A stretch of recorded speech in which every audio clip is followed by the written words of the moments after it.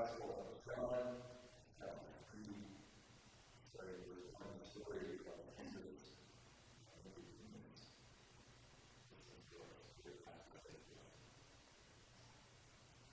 Now there was a Pharisee named Nicodemus, who was a leader of the Jews. He came to Jesus at night and said to him, Rabbi, we know that you are a teacher who has come from God.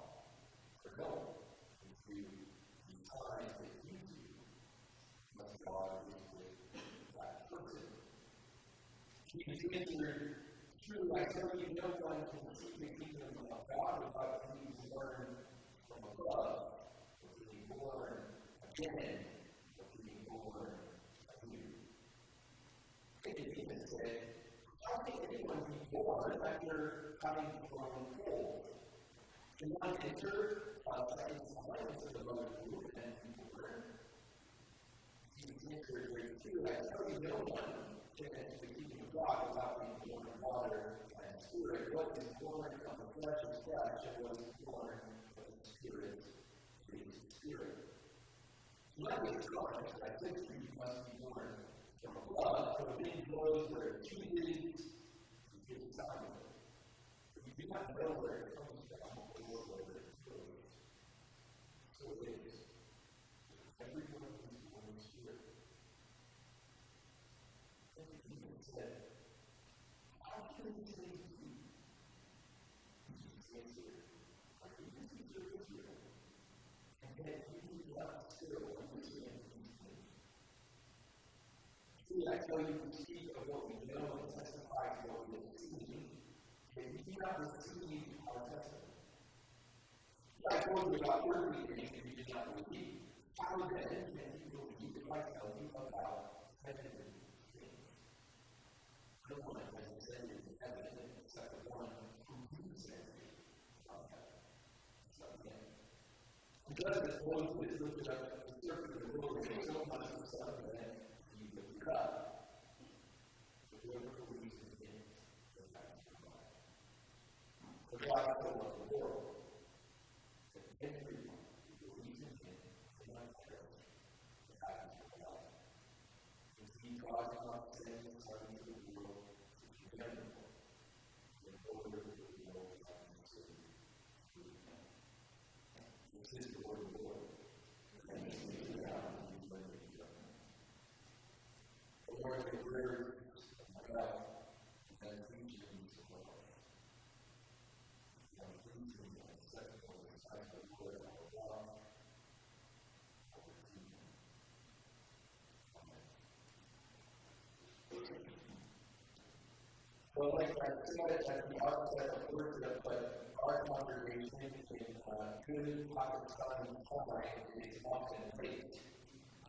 And so I will remind you again that I am remembering the traditional Shabbat students of the country of Pakistan who are our presentation after worship. But like I said, mostly it's just because I want to look into it as a facility So we're going to stay until we're today, but Mark asked if we were presentation but what was our takeaway for our time in Pakistan? My takeaway is I will always be underdressed in Pakistan. That's not where I go, even if I have a business suit on. And so I hope that you'll stick around after worship and share some of what we learned as well. And certainly my heart my prayers are with my brothers and sisters in Pakistan and in the region as we find through that this morning, whether it's 9 p.m. Many of the world living in uncertainty. We may not allow it without Him. We bring it to God. We can say, God help me.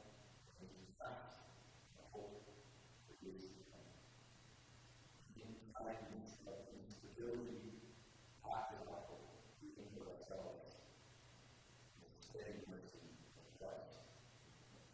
But we're also aware that behind every political decision, there are ordinary families, children, elders, Christians, even in God, who bear the image of God.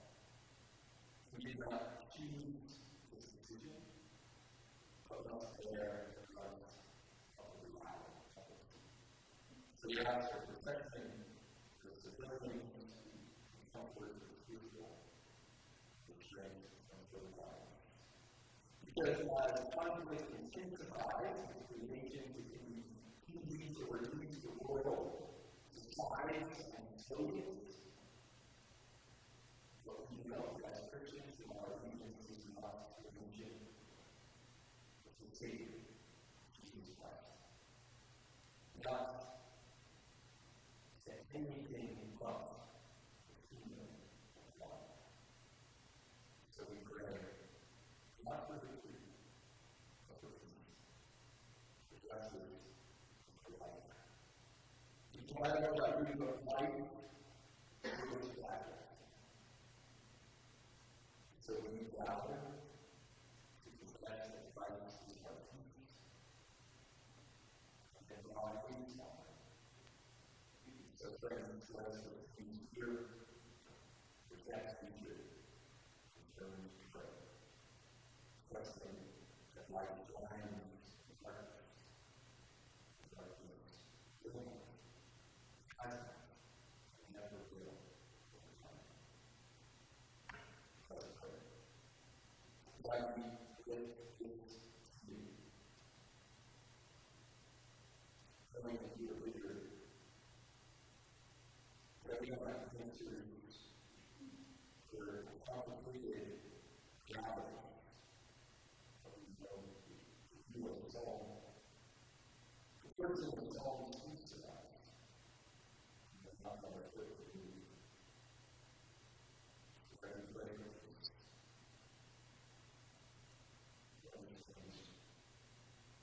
For all those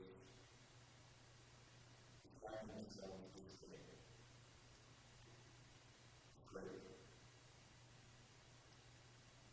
Help us to continue to love and to seek your will.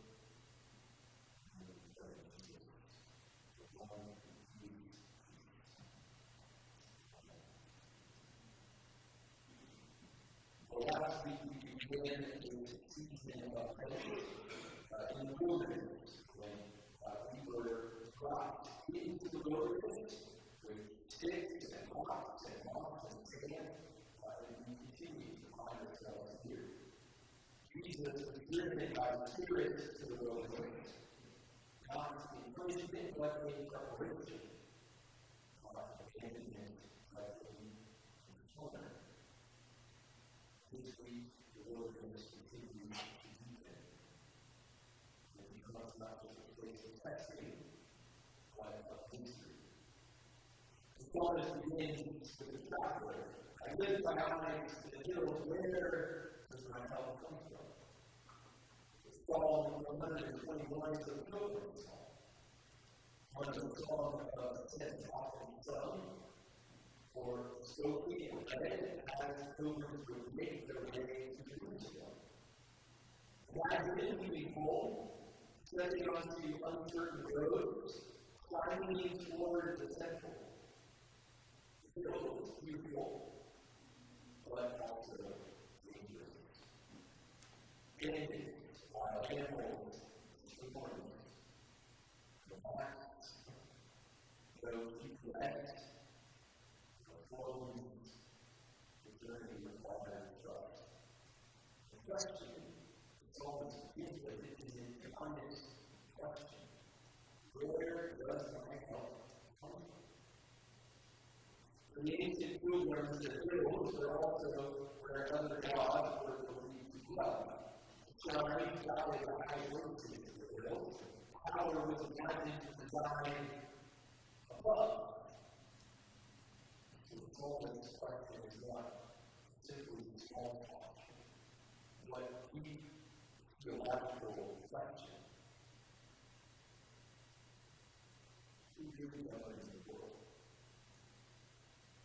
The one who has power, who wants. Who really are light. Who? Myself. Who will keep me? The answer is almost like a benediction, like a blessing. Children against their way. My help is comes from the Lord.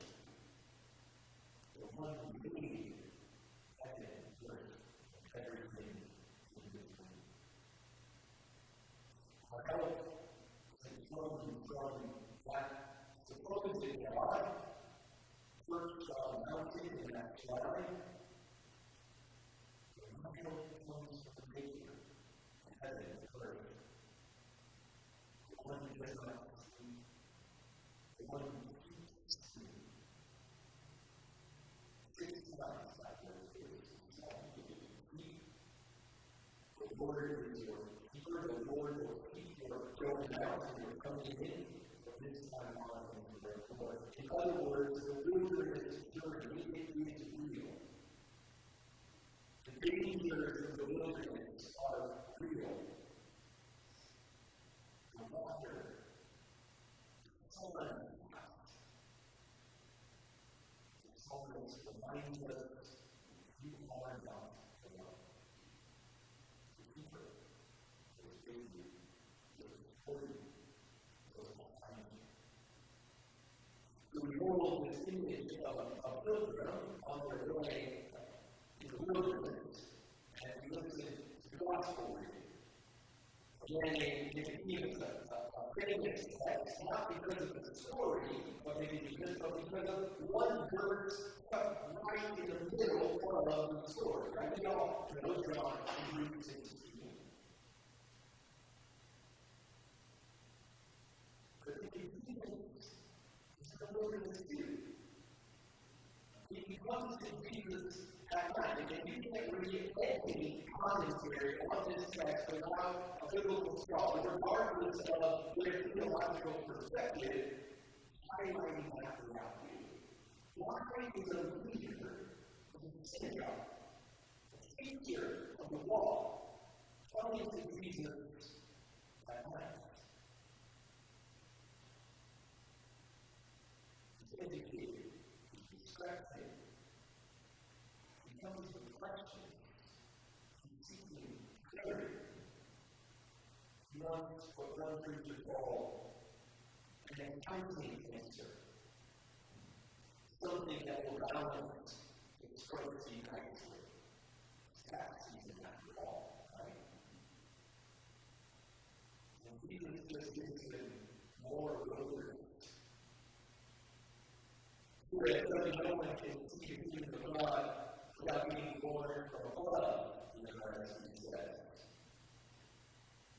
Really, the original language is convoluted. It's not clean. Born from above, born again, born anew. Is it spatial? Is it temporal? What does it mean to be born anew, again? It's kind of all of those things. And then he this leader. Someone knows the law, stumbles with this answer. He wants biology, right? Not mystery. He's not interested in mystery.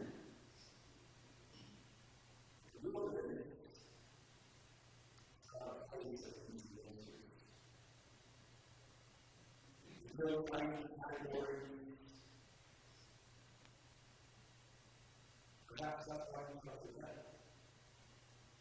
God will go on trying to never visit that time of day. It's conviction. It's not yet seeing. It's standing on the edge of something you cannot explain. I think John wants us to remember the echoes of the prologue of the gospel.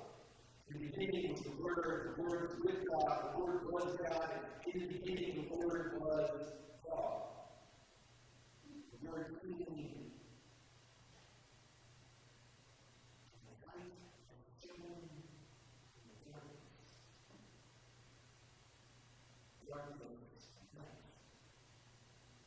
So, when we want to ask in a different way, where does my help come from? So, when we ask, where does life come from? If we live often, the life comes from us, from our effort, from our plans, from our self-improvement. And we can see that much different. The game actually took it. Did you choose to be the Lord? No. We said he gives the law and has the credentials, but Jesus tells us that life that's truly matters. It's not a key. It's a key. It is and always has been a key. The living grows, Jesus says, where it comes to grow. You hear it. You don't know where it comes from or where it's going. That is wilderness language. The Spirit does what the Spirit does. It's not domesticated. It's not controllable. The Spirit is not a program. But as we try to stuff the Spirit into our good and orderly community reports, and general assembly, and statements on all kinds of different things.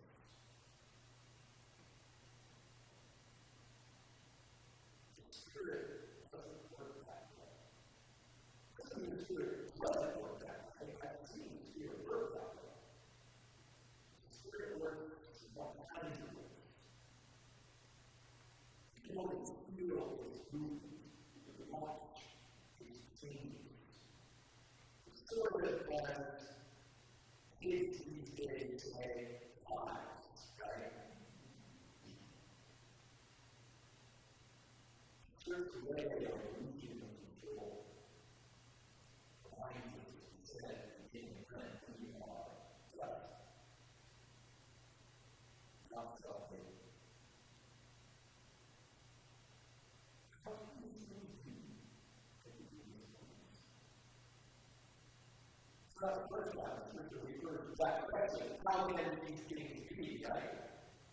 Sarah, when she was old, she bare a child. He went up before Samuel was born. Mary asked, how can a virgin give birth? And then God brings life. And there's nothing but God.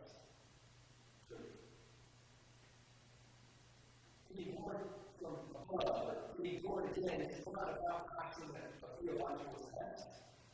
It's not a right or wrong answer. It's not a secret code of the time. It's not about intellectual assent. It's a gift. For God to help the world.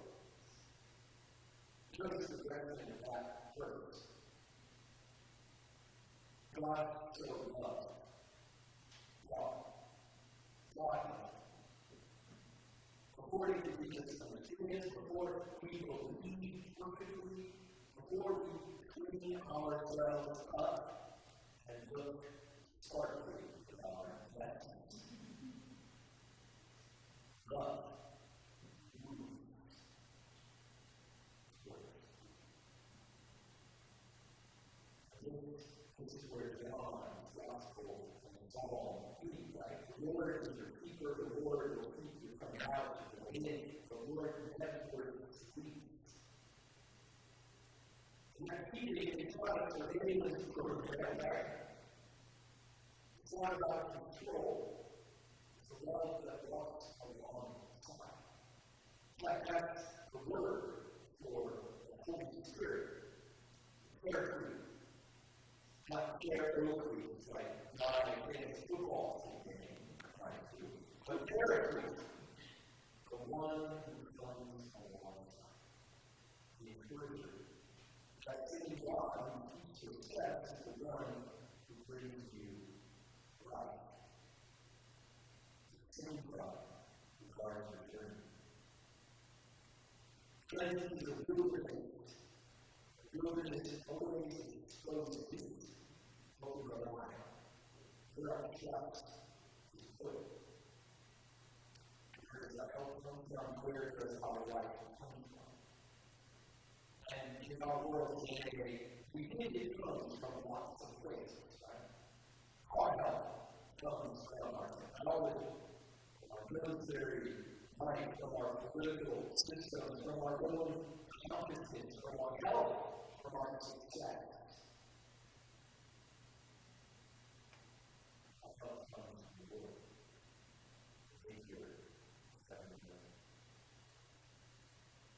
It can begin to mark confused. But the story of the Adventure, you know the story of Nicodemus, you'll know that later in John's Gospel, he comes back again. He will defend Jesus. Caution 3. Because the message of the life. And then, after the crucifixion, it will be Nicodemus who steps into the light to help bury Jesus in the tomb. The one who at night slowly moves toward it all. Waiting, working, slowly, chipping away. Maybe that's what this text is about. Somewhere between night and dawn, curious, questioning, trying to add up all of the numbers, unsure how new birth is possible. And here's the amazing thing about birth. The baby doesn't do it anyway. The baby doesn't give birth to itself. It's something the baby receives. So you didn't pause your first birth. You will not even do it yourself. The Spirit goes. But believers, God gives birth. Where walk not life. That's why we come to the table. Everyone.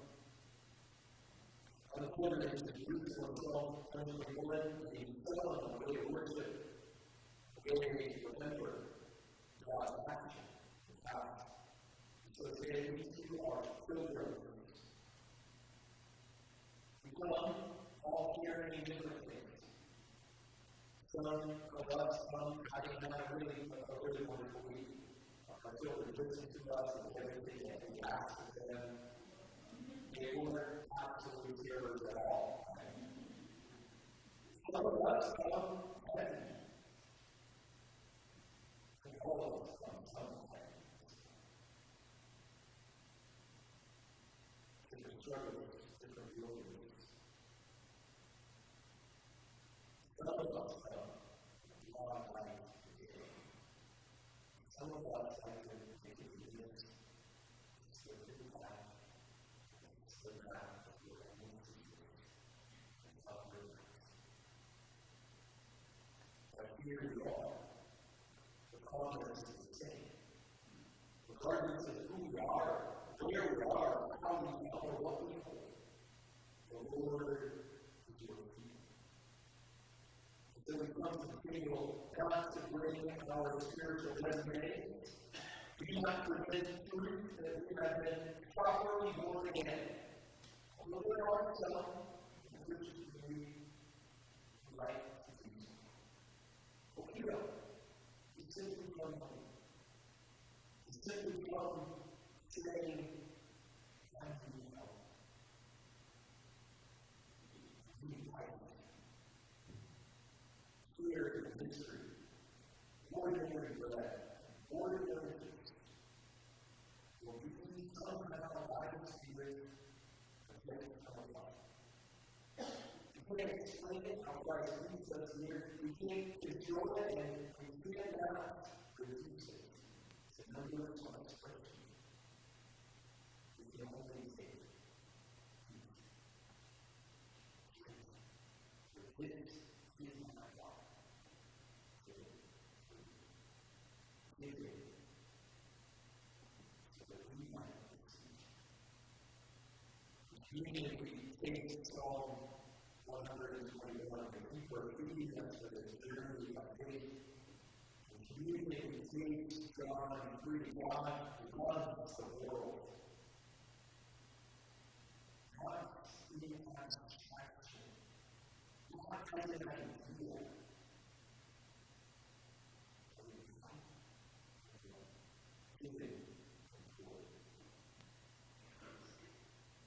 Sort of like it's not really future. It's life. So that is not remove the wilderness, the road still climbs, the night still comes, but we don't walk alone. The people are peace. So lift your eyes. Not for the building, but all security. The Lord, the Maker, heaven and earth. Holding your hands to the sea. God for the love of the world. The Lord